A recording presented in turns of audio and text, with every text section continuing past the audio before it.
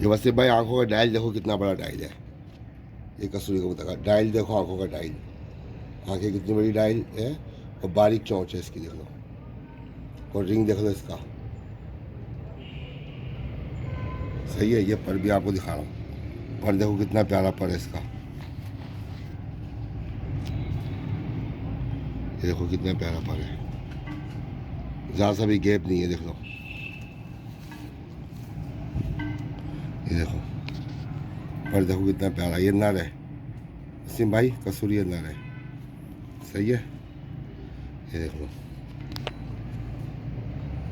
ये नर है। ये डायल देखो, आंखों का डायल कितना बड़ा डायल है आंखों का। मादे भी दिखा रहा हूँ, ये ओरिजिनल कबूतर है, नई मट्टी वाले।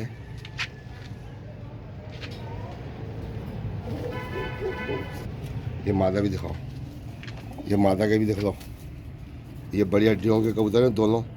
ये मादा देखो, चोंच बारीक चोंच है, बड़ा डायल है आंखों का माशाल्लाह से। ये पर देख लो, कुंदा मादा का भी कुंदा। ये देखो करण, देखो हाथ में बुरा मान रही है।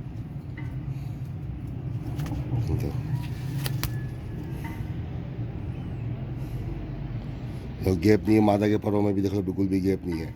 और एक पत्ते की दुम है दोनों की। और ये इनकी स्टेनिंग देख लो, देखो जोड़ा देख लो पूरा माशाल्लाह से।